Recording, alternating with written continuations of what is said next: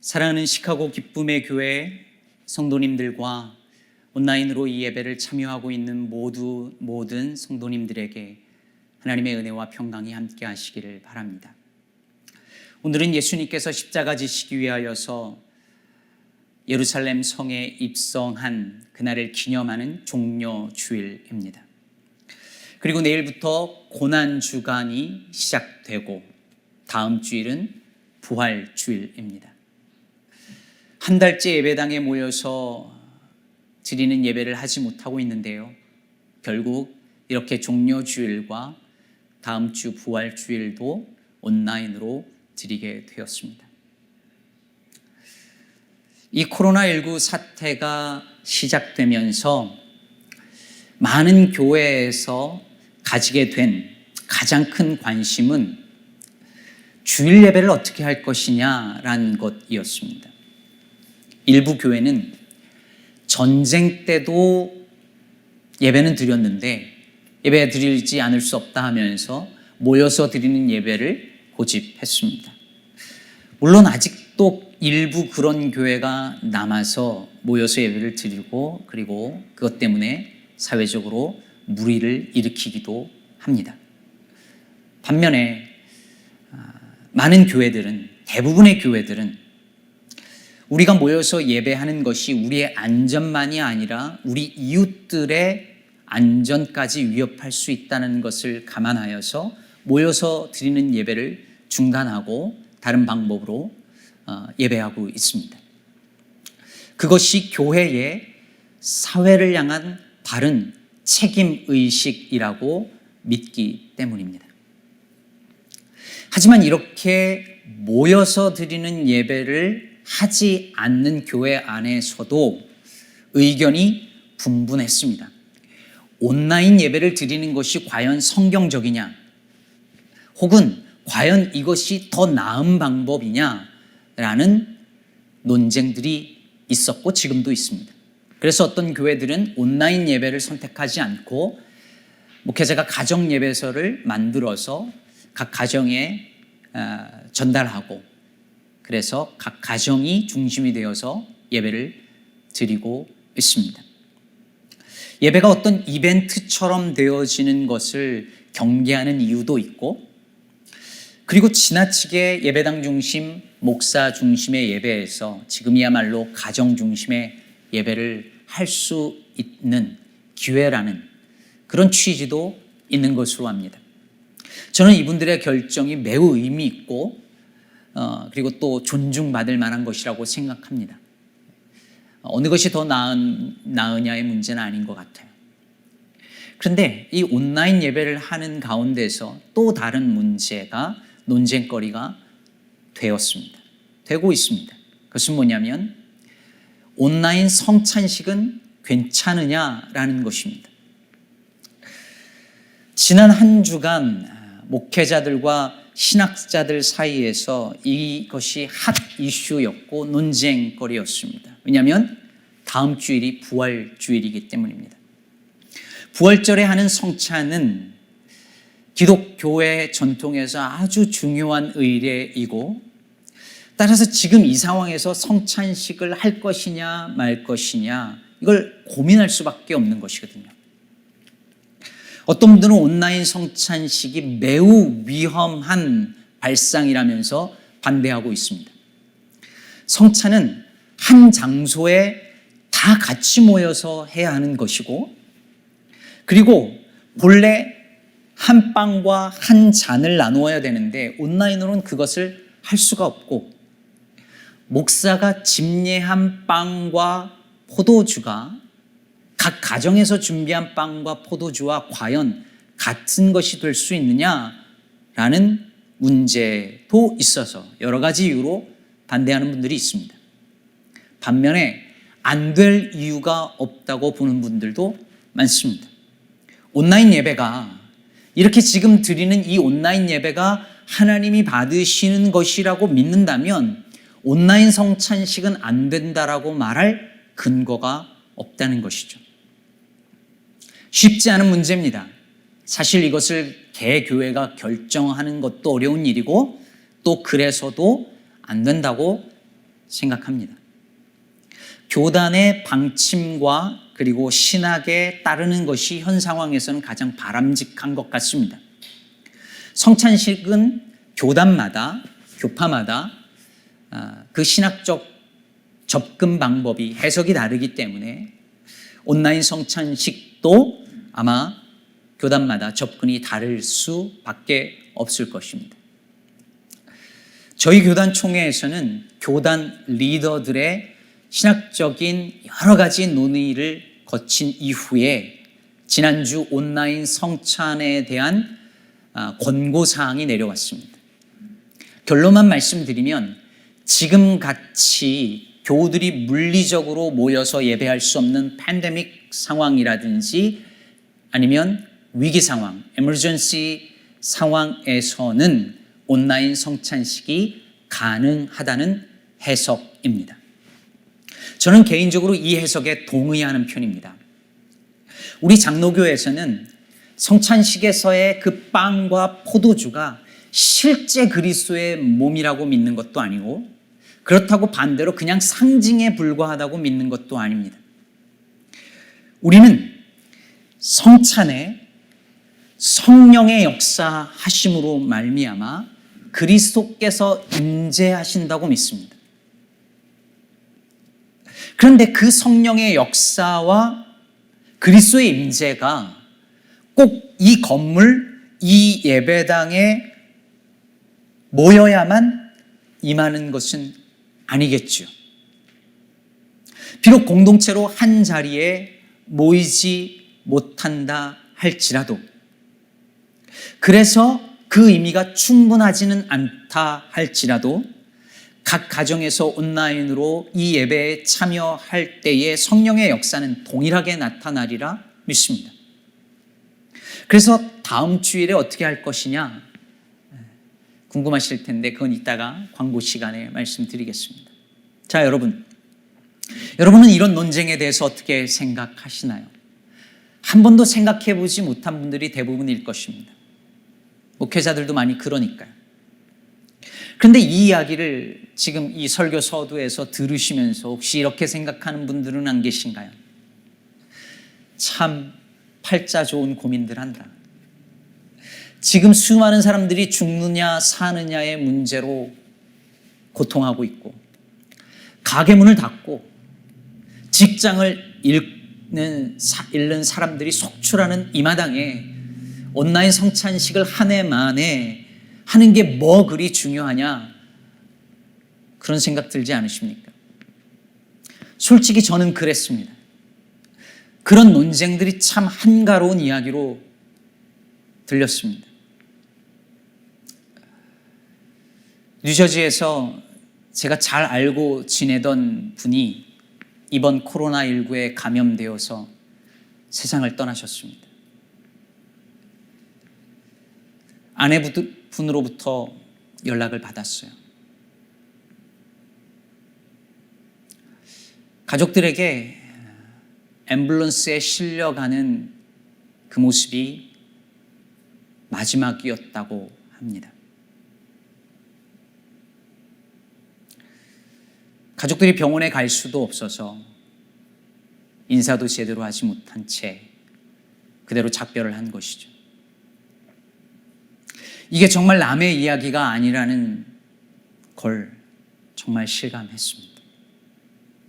이렇게 우리 곁에 사람들이 죽거나 아니면 죽음의 두려움 속에 내몰려 있고 앞으로의 생계를 당장 걱정해야 되는 사람들이 수없이 많은 이 상황에서 온라인 성찬식이 가능하냐 마느냐 하는 이야기는 어쩌면 정말 한가로운 이야기일 수 있습니다. 물론 이게 그렇게까지 팔자 좋은 고민만은 아닙니다. 성찬식은 기독교 역사 2000년 동안에 그 형식이 거의 바뀌지 않은 전통이고 이걸 바꾼다는 것은 그렇게 쉬운 결정이 아닙니다. 여러분은 몰라도 목회자들과 신학자들은 이 고민을 해야 하고 이런 논쟁도 필요합니다. 하지만 지금 이 재난의 상황에서 우리가 성찬식에 관해서 정말 고민해야 할 한 가지가 있다라고 한다면 그것은 성찬을 온라인으로 해도 되느냐 아니면 오프라인으로 다 같이 모여서만 가능하냐라는 것이 아니라 주께서 제정하신 이 성찬 시기, 지금 이 팬데믹 상황에서 우리들에게 주는 의미와 메시지는 무엇이냐 하는 것 아닐까요? 오늘 본문은 예수께서 유월절 식사를 제자들과 함께 준비하고 또 식사하는 장면입니다. 이제 곧 죽음을 앞두신 예수님께서 제자들과 유월절 식사를 하십니다. 유월절은 이스라엘 백성들이 출애굽한 것을 기념하는 아주 중요한 절기예요. 그리고 이 절기를 지키는 방법 중에 가장 중요한 것이 이 유월절 식사입니다. 특히 이 식사의 핵심은 유월절 양이었습니다. 출애굽 당시에 양의 피를 문설주에 바르고 그래서 죽음의 사자를 피해서 구원받을 수 있었죠. 그것을 기념하여서 유월절에 양을 잡습니다. 여기에 쓴 채소와 과즙을 곁들여서 먹고 무교병 빵과 그리고 포도주를 함께 먹습니다. 유대인들은 이 유월절 식사를 할 때요, 하나님께서 그들을 애굽 땅에서 어떻게 건지셨는지, 어떻게 해방시켰는지 그 이야기를 식사 중에 이렇게 나눕니다. 그리고 우리처럼 식탁에 이렇게 의자에 앉아서 먹는 것이 아니라 이렇게 약간 바닥에 안쪽으로 걸터서 비스듬히 누워서 팔을 걸고 앉아서 다른 한 손으로 식사를 하는 그런 풍습이 있습니다. 오늘 본문 18절에 보면 다 앉아 먹었다라고 말하는데, 여기서 앉아 먹었다라는 말은 비스듬히 기대서 이렇게 먹었다는 것입니다. 그게 유대인의 전통이에요. 예수님과 제자들도 그렇게 먹었을 것입니다. 우리가 잘 아는 레오나르도 다빈치의 최후의 만찬에 있는 그 식탁에 앉아있는 그 장면은 유대인의 유월절 풍습을 잘 모르고 그린 작품인 것 같습니다. 자, 여러분, 예수님의 죽음을 코앞에 두고 있는 이 중요한 시점에 유월절 식사가 왜 있어야 하는 것일까요? 내용 전개가 굉장히 빠르게 글쓰기를 하는 이 마가가 왜 이 내용은 음식 준비 내용까지 디테일하게 기록하고 있을까요? 먹는 게 이 상황에서 뭐 그리 중요할까요? 근데 여러분 생각해 보세요. 우리는 어떤 특별한 순간에 먹는 것을 통해서 그 순간을 기억하곤 합니다. 생일을 맞아도 그 순간을 축하하면서 우리는 생일 파티에 함께 먹지요. 누군가의 장례를 치르고 나서도 우리는 함께 먹습니다. 심지어 사형수들도 사형 직전에는 먹고 싶은 음식을 먹을 수 있게 해준다지 않습니까? 저는 군대 훈련소 갈 때 그 훈련소 들어가기 직전에 같이 갔던 친구들과 함께 먹었던 그 국밥을 잊을 수가 없습니다.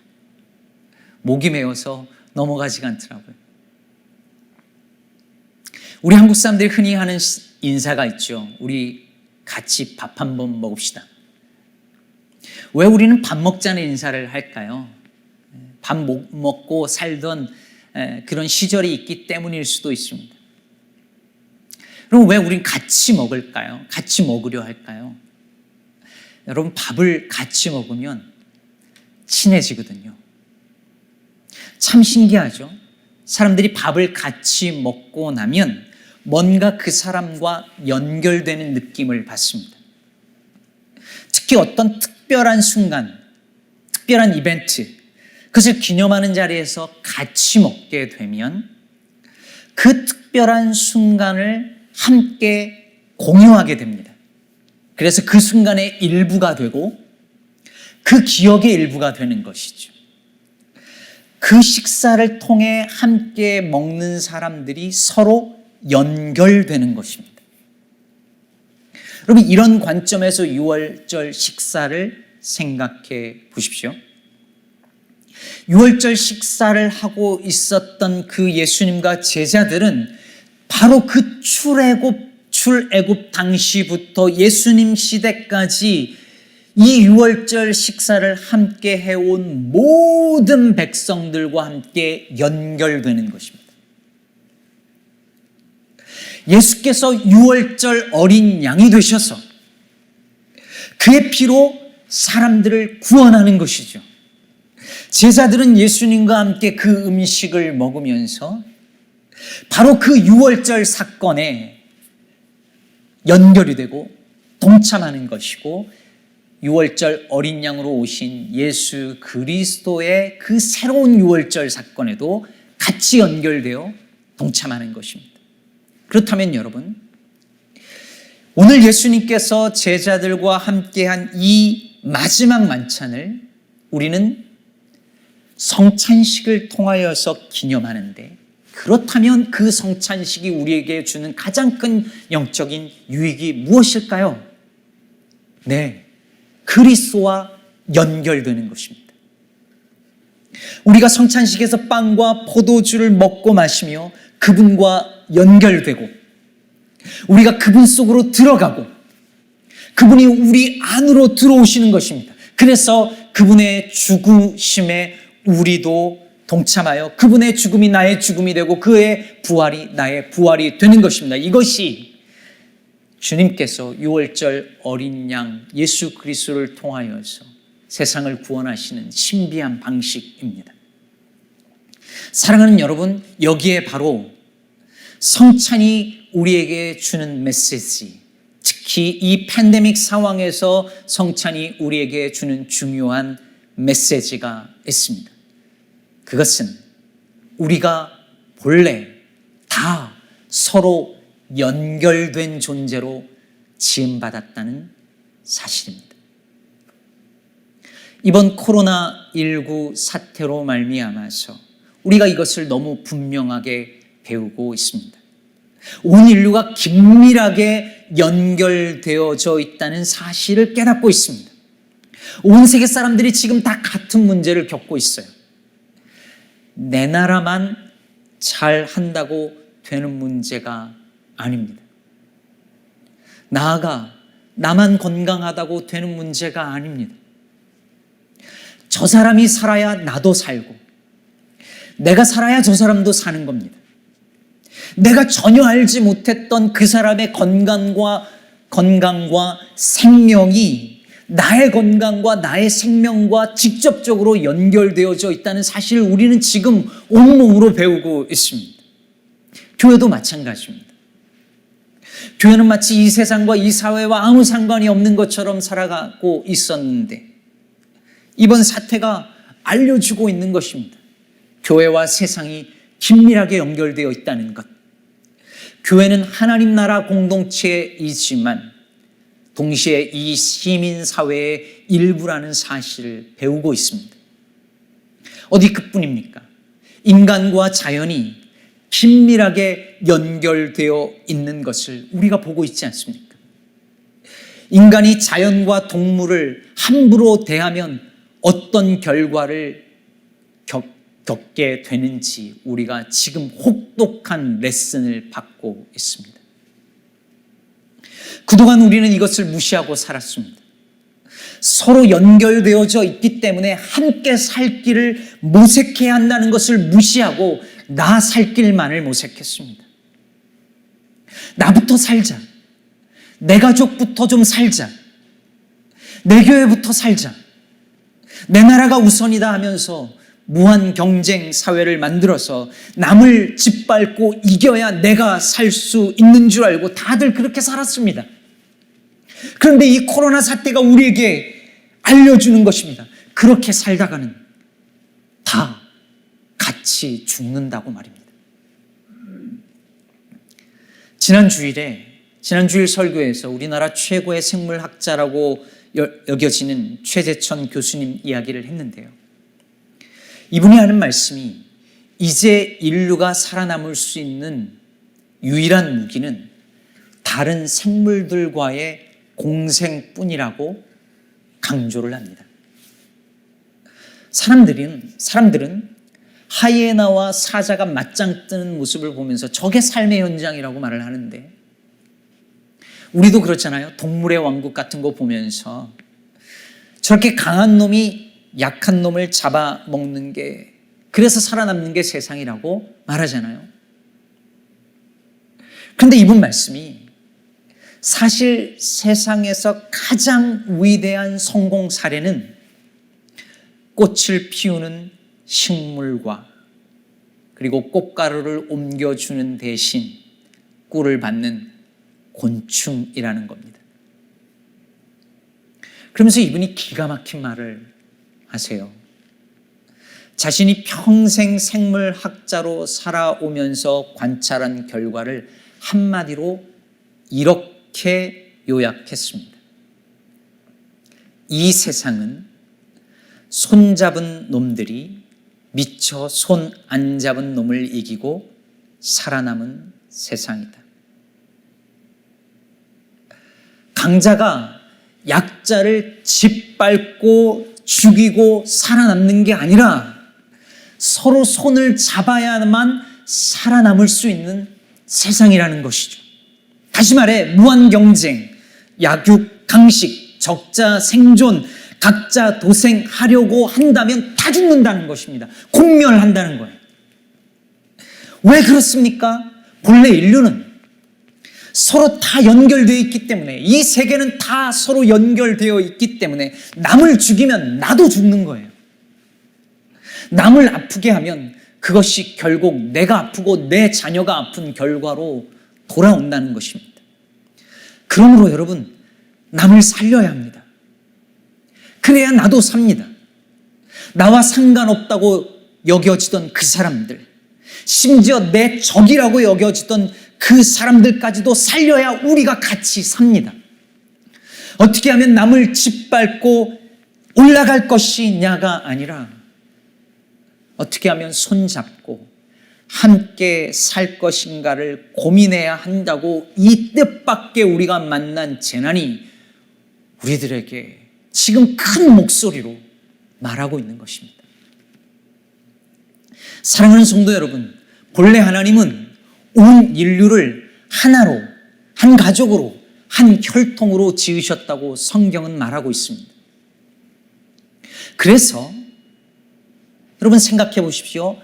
아담이 죄를 지은 것은 곧 모든 인간이 죄를 지은 것이고, 그래서 아담의 죄가 가져온 그 죽음의 운명을 온 인류가 함께 겪는 겁니다. 즉 아담 안에서 온 인류가 다 연결되어져 있다라고 성경은 말하는 것이죠. 그래서 로마서 5장 12절은 이렇게 말하고 있습니다. 그러므로 한 사람으로 말미암아 죄가 세상에 들어오고 죄로 말미암아 사망이 들어왔나니 이와 같이 모든 사람이 죄를 범하였으므로 사망이 모든 사람에게 이르렀느니라. 아니, 아담이 죄를 지었는데 왜 내가 죄를 지었다고 말합니까? 라고 우린 반발하지만, 사실 성경은 온 세상이 다 연결되어 있기 때문에, 아담 안에서 우리가 다 연결되어 있기 때문에 그의 죄가 온 인류의 죄로 이어진다는 것이고, 그 죄의 결과를 우리가 함께 공유한다는 것입니다. 여러분, 이렇게 우리가 다 연결되어서 죄의 결과를 공유한다는 것을 보여준 가장 중요한 증거가 바로 고난입니다. 우리가 겪는 고난은요, 꼭 우리가 잘못했기 때문에 겪는 게 아닙니다. 내가 잘못한 게 아닌데 암에 걸려요. 내가 나쁜 짓 하며 살지 않았는데 내 자녀가 교통사고로 세상을 떠나요. 내가 그렇게 악하게 살지 않았는데 바이러스에 걸려서 죽음을 맞이합니다. 왜 이런 일이 생기는지 나만 생각하면 답이 없어요. 답을 내릴 수 없습니다.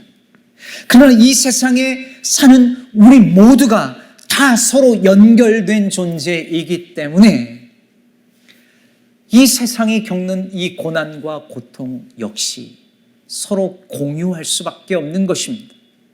온 세상이 겪는 그 고난 속에 나도 들어가는 것입니다.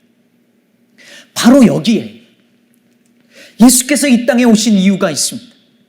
죄와 고통과 죽음으로 연결된 사슬을 끊으시고 우리를 사랑과 그리고 공의와 평화로 연결하고자 예수께서 오신 것입니다.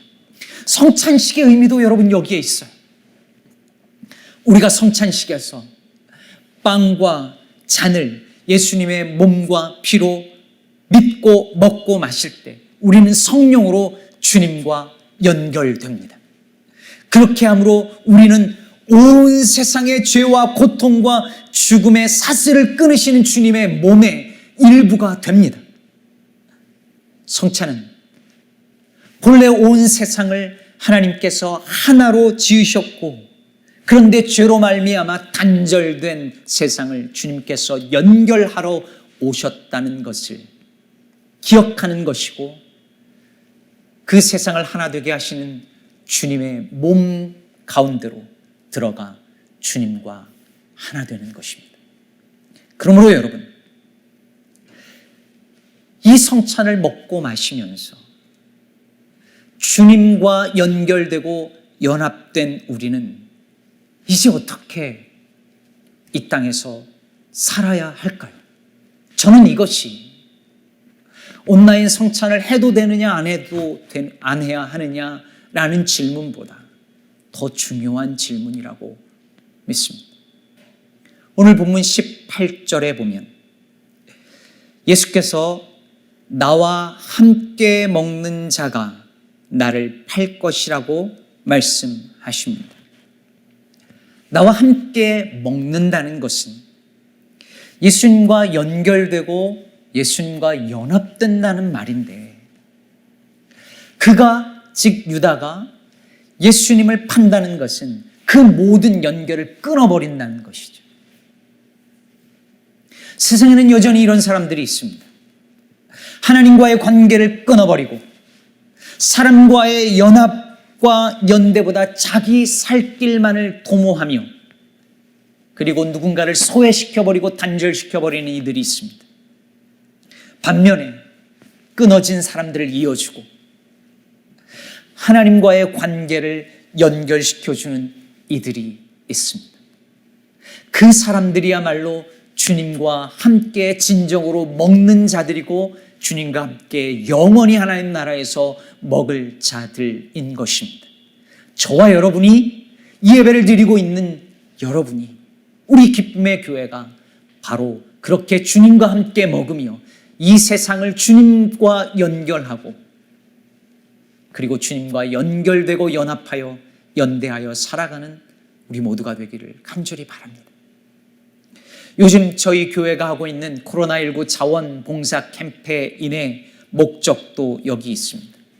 그러면 사실 우리 교회가 그렇게 큰 교회도 아니라 우리가 할 수 있는 일이 그렇게 많지 않아요.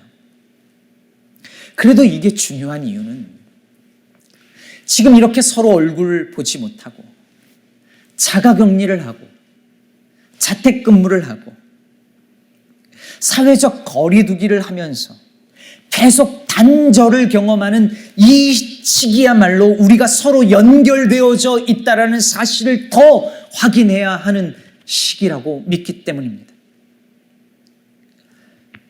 그럼 요즘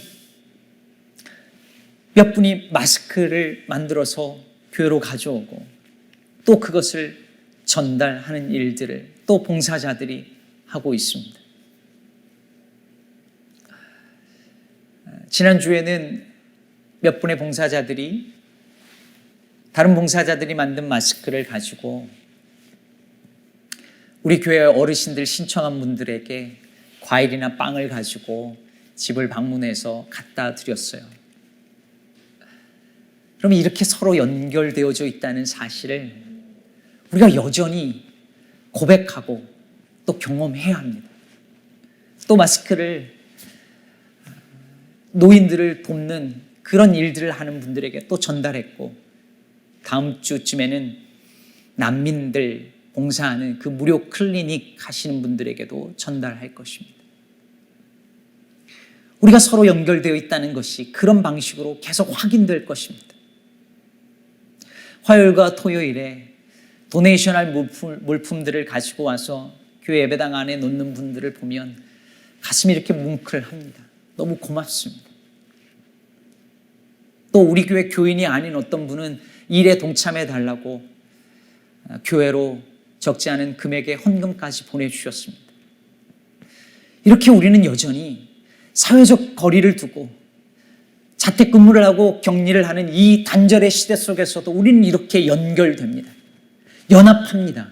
연대합니다. 이것이 우리가 이 사태를 이겨내는 방식이고 힘이라고 저는 그렇게 믿습니다. 그리고 이것이 정말 주님과 함께 먹는 자들의 삶의 방식이어야 한다고 그렇게 믿습니다. 그러니 사랑하는 성도 여러분, 이 재난의 상황 속에서, 이 단절을 경험하는 시절 속에서 부디 다른 이들과 그리고 주님과 연결하려고, 연합하려고, 연대하려고 힘쓰시기를 바랍니다. 어떤 방법으로라도 좋습니다. 저는 지금 이 시기에도 모두가 멈춰서서 단절을 경험하고 어려움을 겪는 이 시기에도 여전히 돈 벌기에 바쁘고 여전히 호황을 누리고 사는데 아무 문제가 없는 분들이 더 위험하다는 생각을 합니다. 모두가 배워야 하는 레슨을 제대로 배울 수 없기 때문입니다. 행여나 그런 분들이 있다면 여러분, 고통당하는 자들과 어떻게든 연결하고 연대하려고 힘쓰셔야 합니다. 그것이 여러분의 영혼이 망가지지 않는 길입니다. 전화도 좋고 헌금도 좋고 카톡으로 격려하는 것도 좋습니다. 또 이런 봉사에 동참하는 것도 좋습니다. 연결해야 합니다. 연대해야 합니다. 그것이 주님의 몸과 피에 참여하는 우리가 마땅히 해야 할 일인 것입니다. 이제 마지막으로 말씀을 맺으면서 카메론 벨이라고 하는 분이 쓴 Prayer for a Pandemic, 팬데믹 시절에 드리는 기도라는 이 기도문을 읽어드리고 싶습니다. 단지 불편하다고 여기는 우리가 목숨을 걸어야 하는 사람들을 기억하기를, 위험이 별로 없이 사는 우리가 가장 취약한 사람들을 기억하기를, 재택근무의 호사를 누리는 우리가 자신들의 건강을 지킬 것인지 월세를 낼 것인지를 선택해야만 하는 사람들을 기억하기를, 휴교를 해도 자녀를 돌볼 수 있는 우리가 선택의 여지가 전혀 없는 사람들을 기억하기를, 여행이 취소되어 아쉬워하는 우리가 아무것도 갈 수 없는 사람들을 기억하기를, 경제 상황의 악화로 수익이 감소한 우리가 그 어떤 수익도 전혀 기대할 수 없는 사람들을 기억하기를, 집에서 자가 격리를 해야 하는 우리가 거주할 집조차 없는 사람들을 기억하기를, 두려움이 나라 전체를 붙잡고 있어도 우리는 사랑을 선택하십시다. 이 시간 비록 우리가 물리적으로 서로에게 손을 내밀어 얼싸 안을 수는 없지만 우리 이웃을 하나님의 사랑으로 감싸 안을 수 있는 방법을 찾아봅시다. 사랑하는 여러분, 이 기도문 속에 어떤 이들은 기억해야 하는 입장에 있을 터이고 또 어떤 이들은 그 기억의 대상이 되는 입장에 놓일 수 있겠습니다. 그러나 어느 편이 됐던 간에 그 서로가 연결하고 연대해야 하는 사명이 우리들에게 놓여져 있습니다. 종려주일과 그리고 고난주간을 맞이한 우리가 당신의 몸과 피를 우리를 위하여 내어주셨던 주님과 연결되고 연합되어지기를 바랍니다. 그리하여서 그리스도의 몸의 일부가 되어서 우리 주변에 이런 이들과 함께 연결되고 연합하고 연대하여서 함께 살아갈 길, 그 공존과 상생의 길을 도모하면서 믿음의 길을 걸어가는 우리 식구들, 즉 참으로 주님과 함께 먹는 사람들, 그리고 그 마지막 날에 주님께서 만찬을 여시고 동서남북에서 다 사람들이 모여서 하는 그 하나님 나라에 참여하게 될 그 하나님 나라 백성의 모습으로 이 재난의 상황을 살아가는 저와 여러분, 우리 시카고 기쁨의 교회 성도들 되어지기를 주님의 이름으로 축복합니다. 한 주간도 평안하시기를 간절히 빕니다. 시간 우리 다 같이 말씀을 기억하면서 우리 같이 기도하겠습니다.